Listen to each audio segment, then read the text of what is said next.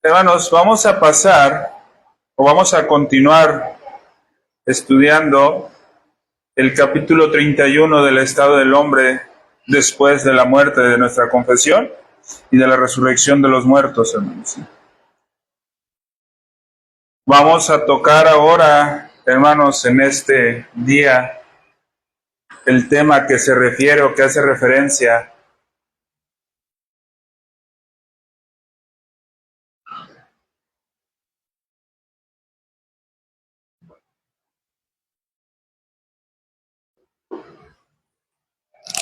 después, mis hermanos, de que nosotros estuvimos estudiando en el capítulo 1, en el capítulo 31, párrafo 1 de nuestra confesión, la doctrina del estado intermedio, hermanos. Aquí viene ahora, en los párrafos posteriores 2 y 3, el paso de ese estado intermedio, mis hermanos, a la transformación final del hombre. Y es lo que vamos a estar nosotros estudiando durante este y el próximo domingo. Es un hecho, hermanos, que nuestra confesión, en concordancia total con las Sagradas Escrituras, enseña en estos párrafos 2 y 3 del capítulo 31, lo referente a esta transformación final. ¿Sí? Y esperamos, hermanos, que esta enseñanza pueda quedarnos lo más clara para que cause ese gozo en nosotros, mis hermanos, el entender las verdades.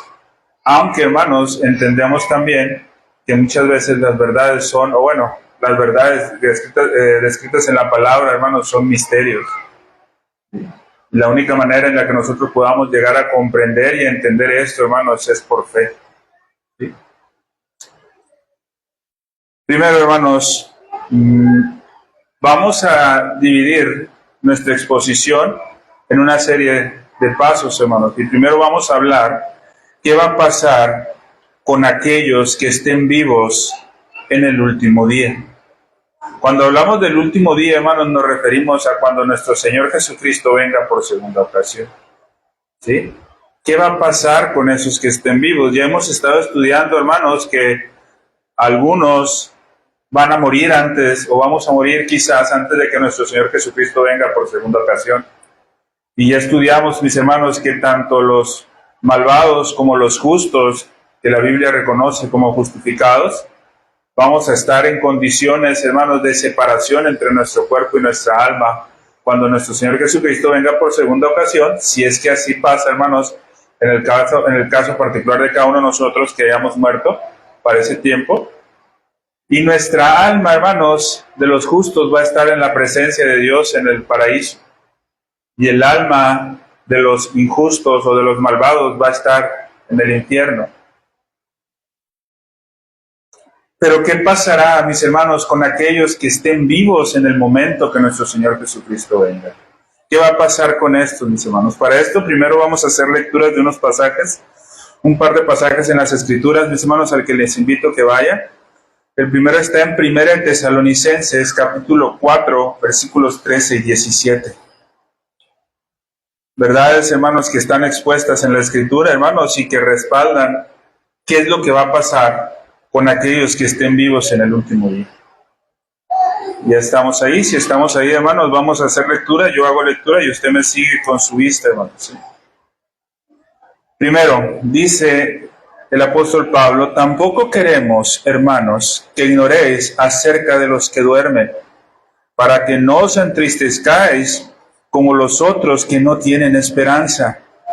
Porque si creemos que Jesús murió y resucitó, así también traerá Dios con Jesús a los que durmieron en él. Entonces, primero está dando una esperanza, hermanos, para los que ya murieron.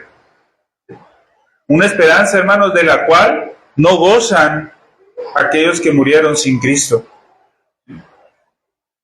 Por lo cual os decimos esto en palabras del Señor, que nosotros que vivimos, ojo, aquí el apóstol Pablo, hermanos, tenemos que entender, hermanos, que él está escribiendo, inspirado por Dios, ¿sí? Y es muy probable que en su pensamiento humano, él pensara que iba a ver la segunda venida de nuestro Señor Jesucristo. Pero eso no quiere decir que haya habido algún error, hermanos, en el texto este. Como decíamos el otro día, hermanos, que no son los pensamientos únicamente los que han sido inspirados por Dios en el curso de Usando Bien la Palabra de Verdad. Creemos que las palabras exactas que se usaron fueron las que fueron inspiradas por Dios. Entonces, mis hermanos, cuando el apóstol Pablo dice aquí que nosotros que vivimos, ¿sí? Dice, habremos quedado hasta la venida del Señor, ¿sí? No quiere decir, hermanos, que se equivocó el apóstol Pablo, porque no ha venido el Señor por segunda ocasión y el apóstol Pablo ya no está físicamente hablando aquí en la tierra, ¿no? Entonces, es, hermanos, más bien un sentido para que cada uno de nosotros, al momento de estudiar las Escrituras, hermanos, podamos interpretar ese texto en la forma correcta, pero al mismo tiempo sacar la doctrina y poderla aplicar a nuestra vida, hermanos. Es como si nosotros pudiéramos tener una seguridad, hermanos, para nosotros al leerlo de esta manera, una seguridad para nosotros como creyentes de decir, si el Señor Jesucristo viene en este momento, esto va a pasar con nosotros, ¿sí? Por lo cual decimos esto en palabras del Señor, que nosotros que vivimos, que habremos quedado hasta la venida del Señor, ojo lo que dice, no precederemos, a los que durmieron, porque el Señor mismo con voz de mando, con voz de arcángel y con trompeta de Dios descenderá del cielo, y los muertos en Cristo resucitarán primero. Luego nosotros, los que vivimos, los que hayamos quedado, seremos arrebatados juntamente con ellos en las nubes para recibir al Señor en el aire, y así estaremos siempre con el Señor. Ojo, hermanos, ¿sí? Primero, quiero hacer un paréntesis aquí, hermanos. ¿Qué va a pasar con los que estén vivos o estemos vivos si el Señor Jesucristo viene por segunda ocasión? Primero, dice la palabra que no moriremos. No se experimentará esa muerte física. Pero dice que seremos arrebatados, hermanos. Aclarando primero, hermanos, yo creo que a lo mejor usted más de una vez ha escuchado del famoso arrebatamiento, hermanos. Y muchos podrían decir, ya ven que sí es verdad el arrebatamiento. Hermanos, es verdad que va a experimentarse en la segunda venida de nuestro Señor Jesucristo un arrebatamiento. Eso es verdad. Lo que no es verdad, hermanos, es el sentido místico que les dan quienes hablan sobre el arrebatamiento. Mucho menos lo que acaba de decir mi hermana Saray, hermanos, ¿sí? Muy correctamente. Mucho menos que ese arrebatamiento sea secreto. ¿Sí han escuchado ustedes del rapto secreto famoso? ¿Sí? Eso es una total falsedad, hermanos, ¿sí? No existe tal cosa como el rapto secreto, hermanos, ¿sí? Es imposible que alguien en la tierra, hermanos, aún esté escondido en el lugar más recóndito de la tierra. Va a ser imposible que no vea a nuestro Señor Jesucristo descender del cielo con voz de mando y trompetas por segunda vez. Entonces, algo así como que secreto no va a ser, hermanos, ¿sí? De hecho, la segunda venida de nuestro Señor Jesucristo va a ser pública, ¿sí? Ahora, esa idea que muchas veces fantasiosa ponen en las películas, hermanos, que de repente desaparece el cuerpo y la ropa queda tirada, hermanos, ¿sí? No debamos a debatir si sea verdad o sea mentira, hermanos. Lo que es una realidad, que vamos a ser arrebatados. Lo que es una realidad es que no va a ser secreto. Lo que es una realidad, que va a venir con voz de mando y de trompeta, ¿sí? Y va a llevarse a los que estén vivos. Pero dice que primero, ¿qué va a pasar? Van a resucitar los muertos, ¿sí? El cuerpo de los muertos, y ahorita vamos a hablar un poco más de esto. Van a ser resucitados, y posterior a eso, nosotros que vivimos, dice, ¿sí? Seremos arrebatados juntamente con ellos en las nubes para recibir al Señor en el aire. ¿Estamos? Por otro lado, hermanos, 1 Corintios 15. Vamos a 1 Corintios 15, hermanos, el mismo apóstol Pablo hablando. Versículos del 50 al 53 dice, pero esto digo, hermanos, que la carne y la sangre no pueden heredar el reino de Dios, ni la corrupción hereda la incorrupción. He aquí os digo un misterio, ¿sí? Ojo, un misterio, dice. No todos dormiremos, pero todos seremos transformados. En un momento, en un abrir y cerrar de ojos, a la final trompeta, porque se tocará la trompeta y los muertos serán resucitados incorruptibles, y nosotros seremos transformados, porque es necesario que esto corruptible se vista de incorrupción y esto mortal se vista de inmortalidad. Entonces, ¿qué tenemos, hermanos? ¿Sí? ¿Qué va a pasar con los que estén vivos? Inmediatamente, hermanos, ¿sí? Después de la resurrección de los muertos, nuestros cuerpos serán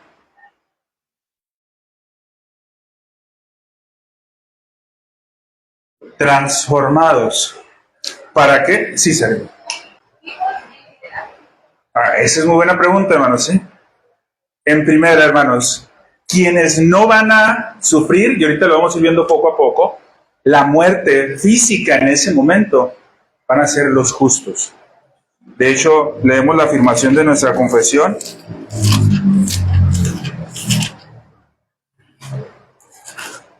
Y lo explica bien clarito, hermanos, ¿sí? O lo afirma muy claro.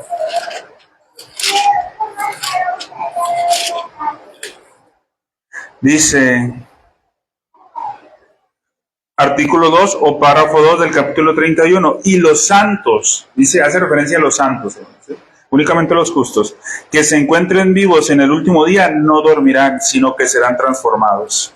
¿Sí? Entonces, primero, no hace referencia la confesión en este sentido a los malvados. ¿Sí? Y las escrituras, hermanos, no hacen una referencia directa. Lo que sí hacen referencia, hermanos, es que los santos no van a vivir esa muerte física. Podríamos afirmar que los malvados vivirían en alguna forma esa muerte física en ese momento. Ahora, igual vivirían la muerte física y después serían transformados aún con su cuerpo, y ahorita lo que se refiere a la transformación, que ahorita lo vamos a ver. Pero primero, hermanos, vemos los santos que estén vivos en el día de la venida de nuestro Señor Jesucristo por segunda ocasión, no vivirán muerte, sino que serán transformados, seremos transformados. ¿Sí? Entonces, hermanos, ¿qué quiere decir? Los que estén vivos, inmediatamente sufren esa transformación en su cuerpo, viviendo, y son glorificados para poder ser arrebatados. ¿Sí? Para esto, hermanos, los muertos que murieron en Cristo, ya su cuerpo fue resucitado, se juntó a su alma y también pudo subir a los cielos. Entonces, los que están muertos, ¿sí? Decimos que habrá, primero, hermanos, ¿sí? Bueno, esto con los vivos, hermanos, ¿sí? Los vivos serán transformados, ¿estamos de acuerdo? ¿Qué pasará con los muertos?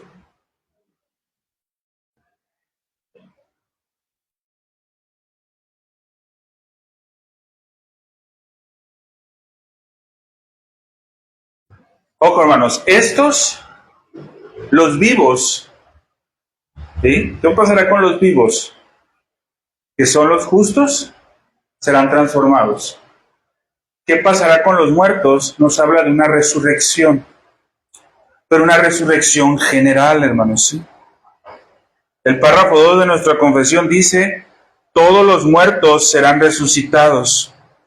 Y esta afirmación, hermanos, se complementa con el párrafo 3 de nuestra confesión en el capítulo 31, que dice, tanto los justos como los injustos. O sea, ambos serán resucitados, hermanos. Los muertos, ¿sí?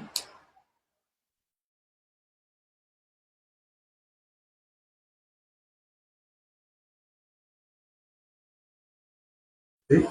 Ambos van a experimentar una resurrección general.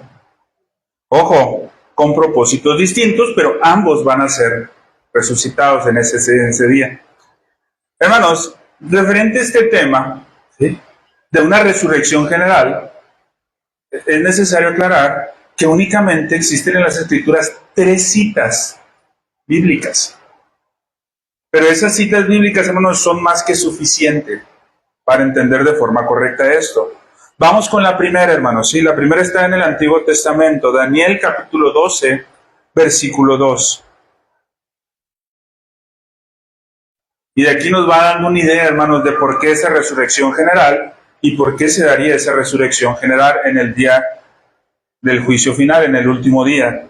Dice Daniel 12:2, mis hermanos, y muchos de los que duermen en el polvo de la tierra serán despertados. Y luego que dice, unos para vida eterna y otros para vergüenza y confusión perpetua. ¿Sí? Entonces, ¿qué tenemos en claro primero con esto, hermanos? Va a haber una resurrección general. Vivos o muertos. No, va a haber una resurrección general. Malvados o justos. ¿Sí? Y esa resurrección, hermanos, que cuando decimos resurrección, hermanos, nos referimos a que su cuerpo se va a unir con su alma. Recordemos que cuando están muertos, hermanos, el cuerpo y el alma se separan. Cuando hablamos de resurrección, hermanos, el cuerpo se levanta del polvo, va y se une al alma. ¿Sí? Entonces, esto va a ser, hermanos, primero, todos en ese momento, una resurrección general. Pero unos, hermanos, para una cosa y otros para otra. Segundo texto, mis hermanos, Juan 5, 28 y 29. Dice la palabra del Señor, no os maravilléis de esto, porque vendrá la hora cuando todos los que están en los sepulcros, dice todos los que están en los sepulcros, oirán su voz. Y los que hicieron lo bueno, esto quiere decir los justos, saldrán a resurrección de vida, ¿sí? Mas los que hicieron lo malo, ¿a resurrección de qué? Condenación. Entonces, primero tenemos, hermanos, que en ese último día, ¿sí? El día del juicio final, en la segunda venida de nuestro Señor Jesucristo, resurrección general. ¿Sí? Se vuelven a unir el cuerpo y el alma. Los justos, hermanos, en una resurrección de vida, y los malos o los malvados en una resurrección de condenación. Y Hechos 24:15, hermanos, ojo lo que dice. Teniendo esperanza en Dios, lo cual ellos también abrigan, de que ha de haber resurrección de los muertos, así de justos como de injustos. Entonces, ¿qué tenemos, hermanos? ¿Sí? Resurrección general. Los vivos serán transformados. Los muertos habrá una resurrección general. Los justos, ¿sí? Para vida eterna, una resurrección de vida. Y los malvados, una resurrección de condenación.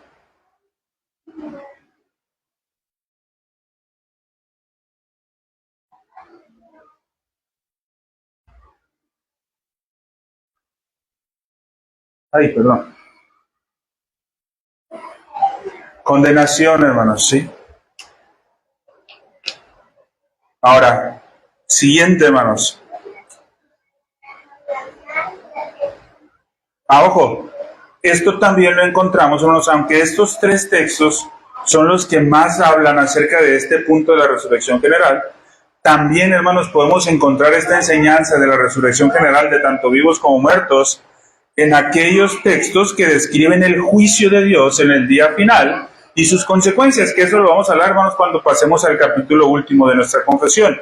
Pero por adelantar un poco, hermanos, dice Apocalipsis 20, versículos del 11 al 15, hermanos, dice lo siguiente.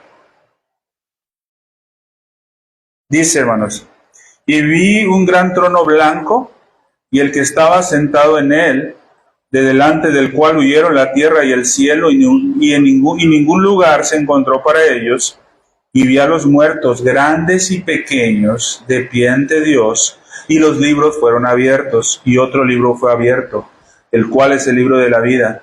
Y fueron juzgados los muertos por las cosas que estaban escritas en los libros según sus obras.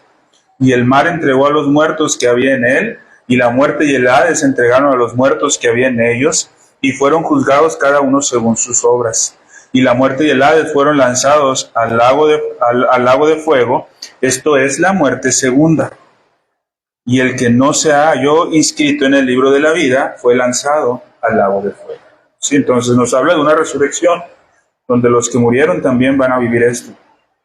Entonces, hay suficientes textos, mis hermanos, en los que nosotros podemos afirmar que en el día final va a haber una resurrección de muertos, ¿sí? O una resurrección general. Ahora, ¿cómo será esta resurrección? ¿Sí? Primero, nuestra confesión dice que esta resurrección será con los mismos cuerpos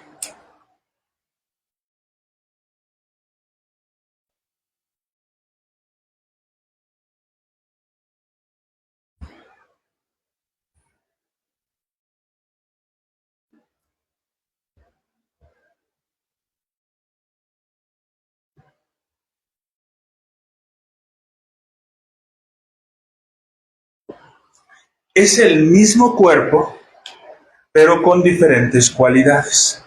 ¿Sí? La resurrección se dará con los mismos cuerpos, pero con diferentes cualidades. ¿Sí? Pregunto, hermanos, ¿qué relación tiene la resurrección con nuestros cuerpos actuales? No, hermanos, no vamos a vivir la resurrección en caso de que estemos muertos y nuestro cuerpo va a ser transformado en el cuerpo ideal que quizás nosotros quisiéramos. No, no, va a ser el mismo cuerpo que cada uno de nosotros tenemos. Igual, hermanos, sí. En el estado que muera, con ese cuerpo será resucitado. ¿Sí? Dice Hodge, hermanos, afirma él diciendo, no sustituirá un cuerpo al antiguo, sino que éste será transformado en uno nuevo. Entonces nuestro cuerpo, hermanos, no va a ser sustituido. Lo que va a hacer es que va a ser transformado. En la práctica, hermanos, ¿qué significa esto para nosotros? ¿Sí? Primero, cuando el cuerpo, hermanos, de una persona, o cuando una persona muere, su cuerpo, que dijimos que pasaba con él, iba al polvo y se convertía en polvo. Entonces, si con ese cuerpo, hermanos, con el que se murió, va a resucitar, ¿sí? Lógicamente no quiere decir que van a hacer los huesos como en estado de putrefacción. ¿Sí? Ese cuerpo va a ser restaurado. El cuerpo, hermanos, que fue formado del polvo y que en la muerte volvió al polvo, será restaurado nuevamente. ¿Será imposible esto? No, hermanos, pues si el mismo Dios que lo hizo del polvo es el mismo Dios que lo va a restaurar. Entonces no hay nada imposible. ¿Sí? ¿Qué nos habla, hermanos, la Biblia sobre la resurrección de Cristo? ¿Sí?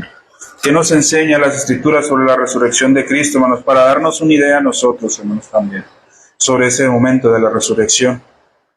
Dice Juan capítulo 20, versículos del 1 al 8. Dice, el primer día de la semana, María Magdalena fue de mañana, siendo aún oscuro, al sepulcro, y vio quitada la piedra del sepulcro. Entonces corrió y fue a Simón Pedro y al otro discípulo, aquel al que amaba Jesús, y le dijo, se han llevado del sepulcro al Señor y no sabemos dónde lo han puesto. Y salieron Pedro y el otro discípulo y fueron al sepulcro. Corrían los dos juntos, pero el otro discípulo corrió más aprisa que Pedro y llegó primero al sepulcro. Y bajándose a mirar, vio los lienzos puestos allí, pero no entró. Luego llegó Simón Pedro tras él y entró en el sepulcro y vio los lienzos puestos ahí y el sudario que había estado sobre la cabeza de Jesús, no puesto con los lienzos, sino enrollado en un lugar aparte. Entonces también entró el otro discípulo que había venido primero al sepulcro, vio y creyó. Entonces, primero, ¿qué aprendemos de la resurrección de nuestro Señor Jesucristo, hermanos?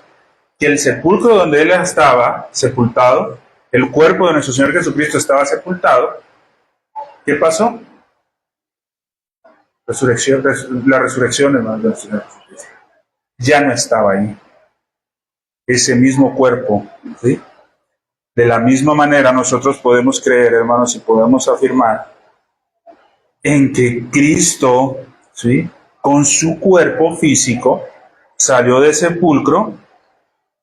De esa misma manera, el día en que Jesús llama a los muertos, en lo que conocemos como el día de la resurrección, ¿sí?, los que están en los sepulcros saldrán para ser llevados, hermanos, al cielo. ¿Sí? Esto mismo, hermanos, nos da a entender una analogía que usa el apóstol Pablo de una forma tan maravillosa, donde presenta la continuidad y la discontinuidad del cuerpo de resurrección. Primera de Corintios, capítulo 15, versículos 35 al 39. Ojo lo que dice el Señor. Pero dirá alguno, ¿cómo resucitarán los muertos? ¿Con qué cuerpo vendrán? Necio, ojo lo que dice, lo que siembras, no se vivifica si no muere antes. Lo que siembras no es el cuerpo que ha de salir, sino el grano desnudo, ya sea de trigo o otro grano. Pero Dios le da el cuerpo como Él quiso, y cada semilla su propio, y a cada semilla, su propio cuerpo. Entonces, mis hermanos, lo primero que tenemos que afirmar, hermanos, en la resurrección de los muertos, es que será una resurrección con un cuerpo físico, ¿sí? Es decir, hermanos, una resurrección corporal, ¿sí? Una resurrección material, ¿sí? En cierto sentido, hermanos, podemos afirmar que continuará nuestro cuerpo, ¿sí? En ese tiempo. El cuerpo, hermanos, en el que resucitemos será igual al de Cristo, ¿sí? ¿Qué pasó con el cuerpo del Señor Jesucristo, hermanos, cuando le dijeron que necesitaban tocarlo, sus heridas? Pudieron, hermano, tocar la herida. Quiere decir que era físico, ¿sí? A veces, hermanos, se tiene una idea que la resurrección será un cuerpo en un sentido espiritual, y ahorita vamos a hablar un poquito más de esto. Dicen, es que será en un sentido espiritual, no en un sentido físico. No, hermanos, será en un sentido físico, pero en cierto sentido también espiritual. Ahorita vamos a ver a qué se refiere cuando el apóstol Pablo también hace mención del nuevo cuerpo espiritual. La diferencia, hermanos, en esta resurrección, ¿sí?, es que en nuestra existencia futura, después de la muerte y después de la resurrección, será, hermanos, ¿cuántos de ustedes tienen el Espíritu Santo en su vida, hermanos? Bueno, sí, la mayoría, hermanos, ¿sí? Tenemos el Espíritu Santo, hermanos. Pero, hermanos, pregunto, ¿cuántos de nosotros seguimos luchando con el pecado? Más, hermanos. Es una realidad, hermanos. Pero tenemos el Espíritu Santo en nuestra vida. ¿Estamos de acuerdo? Pero seguimos luchando con el pecado. En la resurrección, hermanos, ¿sí?, después de la resurrección, será nuestro cuerpo, pero, y ojo, hermanos, el pastor predicaba de esto en la mañana, gobernado totalmente por el Espíritu Santo. Si recordamos, hermanos, que en la mañana hablaba de esto el pastor, ya no habrá, hermanos, en esa resurrección una lucha entre la carne y el Espíritu, ¿sí? Ya no habrá idea de que nosotros podamos afirmar, hermanos, que el bien que queremos hacer no lo hacemos, mas hacemos el mal. No, ya no, hermanos, ¿sí? Aunque será nuestro propio cuerpo, hermanos, físicamente hablando, materialmente hablando, será gobernado 100% por el Espíritu, y ya no habrá, hermanos, esa condición de maldad, ¿sí? En ese momento, hermanos, se habrá terminado por completo con el pecado que hay hoy en nuestro cuerpo, ¿sí? Es por esa razón, hermanos, que las Escrituras afirman que esa resurrección será en un cuerpo espiritual, ¿sí? Cuando habla, hermanos, de que la resurrección será en un cuerpo espiritual, no está haciendo referencia, ¿sí?, a que sea un cuerpo intangible, ¿sí? Cuando habla de una resurrección en un cuerpo espiritual, hermanos, recordemos, está haciendo referencia a que es un cuerpo totalmente gobernado por el Espíritu Santo. ¿Qué dijo el apóstol Pablo también, hermanos? Que las cosas espirituales se han de discernir solamente ¿cómo? Espiritualmente. Entonces, en algún sentido, hermanos, que nosotros que tenemos el Espíritu Santo y podemos discernir las cosas espirituales, ¿verdad? ¿Cuántos pueden decir que sí pueden discernir? Sí, ¿verdad? Podemos discernir las cosas, pero nosotros seguimos teniendo este cuerpo, hermanos, ¿sí? La diferencia es que va a ser en una condición perfecta. Ahora, hermanos, interesante aquí. ¿Seremos restaurados a la condición de Adán? Es interesante esto, hermanos, ¿sí? Creo yo que es muy importante, hermanos. A la condición de Adán antes que cayera, perdón, ¿sí? Seremos restaurados a la condición de Adán antes que cayera. ¿Qué creen? Es interesante esto, hermanos, ¿sí? Pero la pregunta, hermanos, es no. No seremos restaurados a la condición de Adán antes que cayera. Hermanos, Adán, ¿sí? Recordemos, hermanos, aunque Adán fue creado perfecto, ¿estamos de acuerdo? La Escritura dice que fue creado perfecto. Tenía una condición, hermanos, ¿sí? Él podía pecar. Había la posibilidad de pecar. Si Adán, hermanos, hubiera cumplido, en un caso hipotético, el pacto de obras, ¿sí? Si hubiera ido, hermanos, a esa condición en la cual nosotros vamos a resucitar. Date cuenta, hermanos, lo que esto significa. ¿Te das cuenta, hermanos, que los muertos en Cristo no vamos a resucitar en la condición de Adán antes de pecar? Vamos a resucitar en la condición de Cristo, hermanos. En semejante a Cristo, hermanos. ¿Te das cuenta de lo que esto significa? Todavía, hermanos, es más, a lo que Adán anhelaba, a lo que Adán apuntaba en caso de no haber fallado, en esa condición, hermanos, seremos resucitados. Que es la condición, hermanos, en la que nuestro Señor Jesucristo fue elevado a la diestra de Dios Padre. En esa condición, hermanos. ¿Sí? Con esto nosotros podemos entender, hermanos, y podemos aprender que la realidad, hermanos, es que Adán, en su condición, apuntaba a algo más. ¿Sí? A veces pensamos, hermanos, que lo único que perdió Adán, que lógicamente era muchísimo, pero lo único que perdió Adán, hermanos, era su condición actual en la caída. Era muchísimo perder, hermanos, sí. Pero lo que perdió Adán, hermanos, en la caída no fue su condición actual. Fue, hermanos, lo que apuntaba hacia donde iba a estar.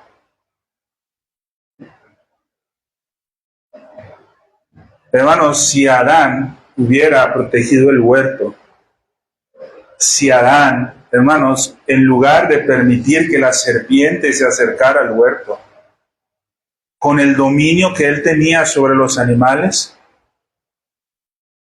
él hubiera expulsado a la serpiente, hubiera tenido la recompensa que esperaba Adán. Pero no fue así. Para esto, hermanos, esa es la razón, hermanos. Ojo, hermanos, te das cuenta que la venida de nuestro Señor Jesucristo no es únicamente venir a salvarnos, es venir a restaurar la condición, hermanos, que se perdió por Adán y nosotros con él, pero al mismo tiempo, hermanos, ganar lo que Adán tenía que haber ganado para la humanidad. ¿Te das cuenta, hermanos, que no es simplemente? Ahí es donde entra lo interesante, hermanos. Entonces tenemos nuestra resurrección, ¿sí? Se dará y seremos, hermanos, resucitaremos semejantes a Cristo.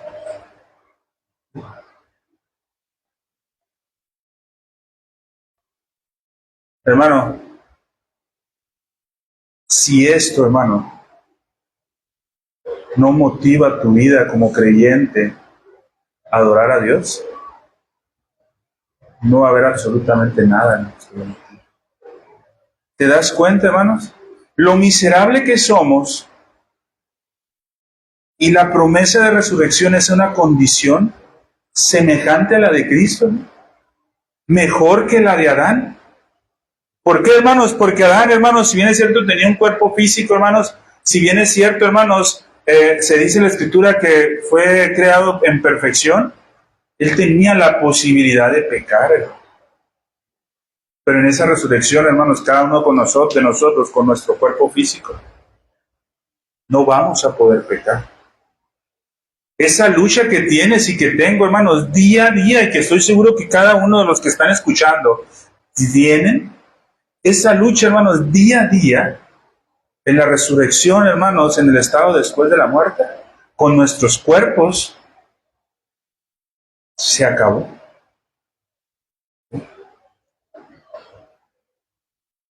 Pasamos, hermanos, ahora a la pregunta. Ok, se dio la transformación, se experimentó la resurrección, pero ¿por cuánto tiempo? ¿Por cuánto tiempo vamos a vivir eso? ¿Sí? ¿Será poco? ¿Será mucho? ¿Por cuánto tiempo? La confesión, hermanos, nos enseña que la transformación final, tanto de los que resucitaron de los muertos, como de los creyentes que están vivos, ¿sí? Esa transformación, hermanos, ojo, hermanos, ¿sí? La resurrección, ¿la vamos a vivir, la van a vivir, perdón? ¿O la vamos a vivir si el Señor así lo quiere? Todos, ¿verdad? Pero la transformación final es únicamente para los justos, ¿sí? Es únicamente para los justos. Y esa transformación final que van a experimentar aquellos que resuciten de entre los muertos y los creyentes que estemos vivos, ¿sí? No va a ser temporal. Porque cuando aprendimos la doctrina del estado intermedio, hermanos, lo que afirmamos es que por un tiempo vamos a vivir en esa condición, ¿sí? Por un tiempo va a haber esa separación entre nuestra alma y nuestro cuerpo, que será en el tiempo después de la muerte hasta la segunda venida de nuestro Señor Jesucristo. Va a ser por un tiempo. Pero posterior a eso, hermanos, esa transformación que vamos a experimentar por fe va a ser, hermanos, permanente. Va a ser final. Va a ser para siempre. Esta enseñanza, hermanos, de la transformación final, la vamos a estudiar más en el capítulo 32. Pero hoy solo quería, en este punto, quería que quedara claro, hermanos, que esta transformación es para siempre. Ahora, ¿cuándo se va a vivir esta transformación? Y este punto, hermanos, es importante, hermano.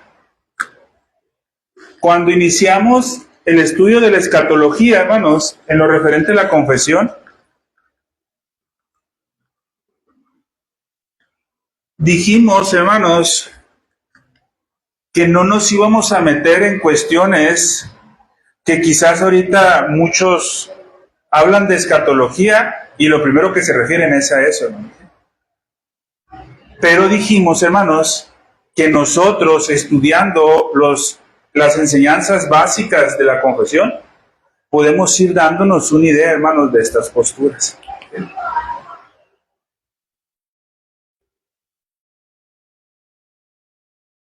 Ay, perdón.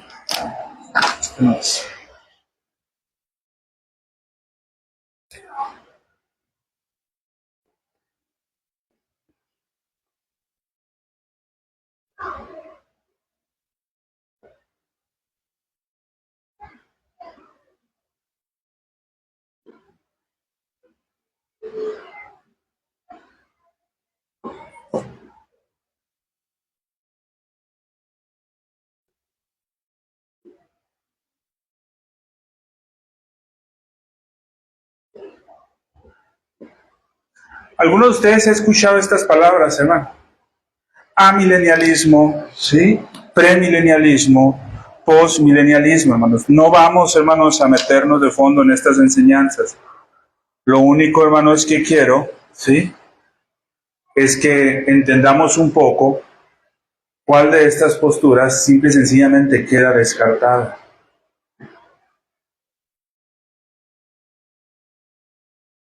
Pero antes, hermanos, ¿sí hemos escuchado de esto, no? ¿Sí? Hermanos, para quien quizás a lo mejor no haya escuchado esto, estas posiciones hacen referencia a las enseñanzas, hermanos, del Apocalipsis en lo referente al milenio, ¿sí? Y el milenio, hermanos, se relaciona con la segunda venida de Cristo, ¿sí? En algún sentido, hermanos, están los amilenialistas, ¿sí?, que cuando afirman que cuando la Escritura nos habla de un milenio, ¿sí?, lo habla en forma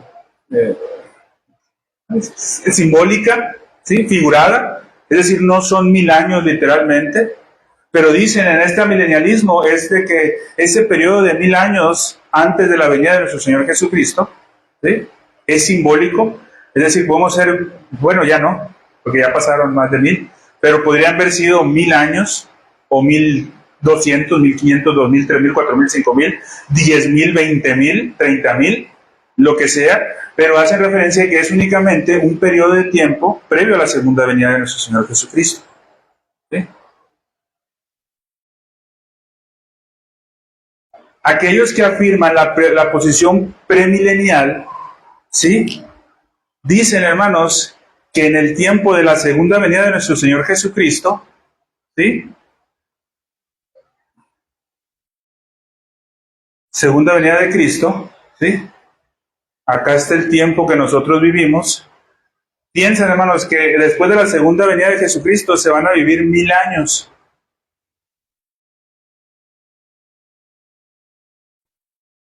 ¿Sí? Se van a vivir 1000 años para acá. Es decir, viene nuestro Señor Jesucristo, después de nuestro Señor Jesucristo, 1000 años.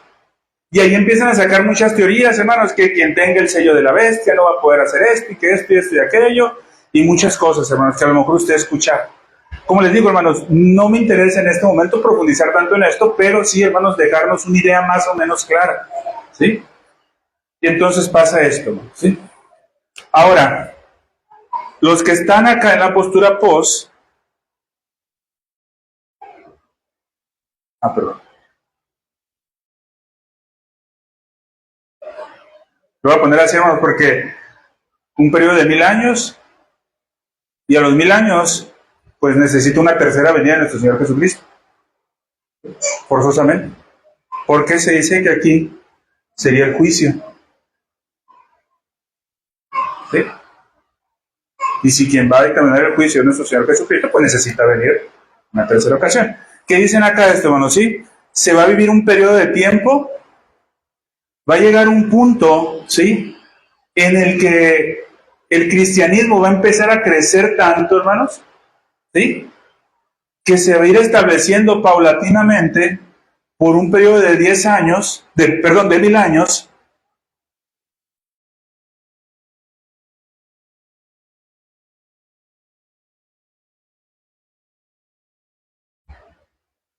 en algún sentido, en ese periodo de 1000 años, la iglesia va a gobernar el mundo.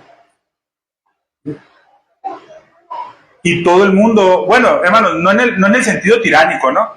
Porque no hay muchos posmilenialistas, hermanos, muy maestros de la escritura, hermanos, no en el sentido tirano, sino al decir gobernar, hermanos, que va... ¿Cómo, perdón? Sí, va a manifestarse como iglesia, hermanos, va a hacer el trabajo como iglesia y va a crecer tanto que va a ser el todo en el mundo, hermanos. ¿Sí? Y eso, para que esto tarde, van a pasar 1000 años.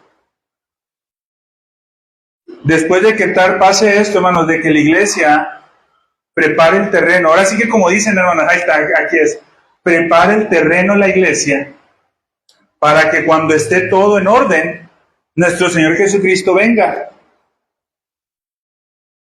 ¿Sí? Y se dé el juicio.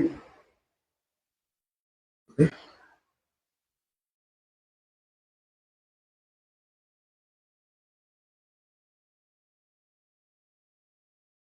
¿Sí?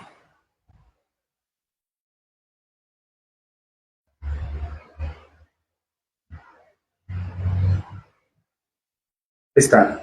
Entonces son más o menos así, hermanos, ¿sí? Esas son las posturas más o menos así a grandes rasgos, hermanos, no profundizando, sino únicamente viendo a grandes rasgos las posturas sobre el milenio. Que ojo, hermanos, esto es lo que yo sí quisiera que nos quedara bien en claro, hermanos, estas posturas sobre el milenio, y ya se nos va acercando el tiempo, estas posturas sobre el milenio, hermanos, son posiciones sobre el milenio. Muchos piensan que esto es la escatología. Pero, hermanos, la enseñanza de la escatología, hermanos, va mucho más atrás de esto, hermanos. ¿Sí? Y lo que estamos tratando de enseñar hoy, hermanos, en este tiempo, aquí como iglesia, es, hermanos, lo que está atrás de esto. ¿Sí me explico? El estado intermedio, ¿sí?, la transformación final. Aquí, hermanos, en estas posiciones, no se abarca eso. ¿Por qué quise hacerlo o por qué quisimos hacerlo de esta manera, hermanos? Porque si nosotros entendemos la base, vamos a poder alinearnos a una posición de estas que más coherencia tenga con lo que hemos aprendido ahorita. Y aquí empieza el punto, hermanos, ¿sí? El tiempo en el que se va a llevar a cabo esta transformación final, ¿cuándo va a ser? ¿Sí?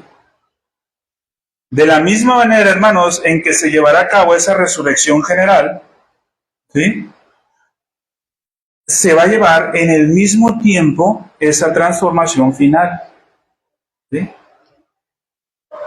Esa resurrección, hermanos, que van a vivir todos los muertos, tanto justos como injustos, y todos estos acontecimientos que estamos hablando, hermanos, se van a llevar a cabo el día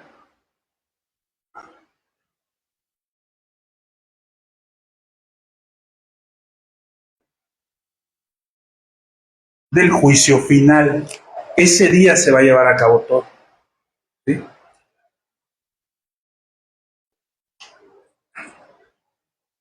Ahora, hermanos, pregunto yo, hermanos, ¿sí?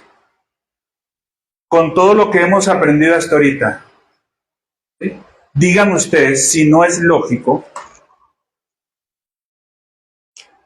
que por lo menos, hermanos, no quisiera influenciar en alguna posición, pero con esto que hemos estado estudiando en el juicio final, por lo menos por lógica, esto no puede. ¿Por qué, hermanos? Porque si aquí van a ser arrebatados, hermanos, los que resucitaron, y los que estén vivos, y los que estén muertos van a resucitar y van a ser llevados al paraíso, al cielo, y los malvados van a ser llevados al infierno. ¿Quién se va a quedar aquí? Si no va a haber nadie, ¿sí? Por lógica, hermanos, esta posición queda descartada completamente. Entendemos que es un misterio, hermanos. Entendemos que es un misterio. No es cuestión de la clase. Personalmente, hermanos, así como la mayoría de los escritores de la confesión, la mayoría, hermanos, ¿sí? Y muchos de la iglesia primitiva, muchos, ojo, si se dan cuenta que dije la mayoría y muchos, es decir, no todos, ¿sí? Se inclinan por esto, ¿sí? Creo yo, hermanos, que tiene un poquito más lógica por lo que hemos estado enseñando. Sin embargo, hermanos, muchos no descartarían esta. Hay muchos hombres, hermanos, muy reconocidos que argumentan a favor de esta posición. Nosotros creemos, hermanos, como confesionales, hermanos, que esta se adhiere un poco más, pero no deja de ser un misterio. Lo que sí es un hecho, hermanos, que esta no tiene forma, hermanos, ¿sí? El problema con esto, hermanos, y con esto vamos a terminar, es que actualmente esta es la más creída en los círculos evangélicos actuales. ¿Cuántos de ustedes no han escuchado hasta que la marca de la bestia no te va a permitir comercializar durante 1000 años? Esta es la más creída. Por enseñanzas, hermanos, de hombres que lamentablemente se inmiscuyeron dentro de cosas que no les corresponden. Y están haciendo, hermanos, una burla del juicio de nuestro Señor Jesucristo. Una burla del día final. Del juicio final. ¿Sí, Sara?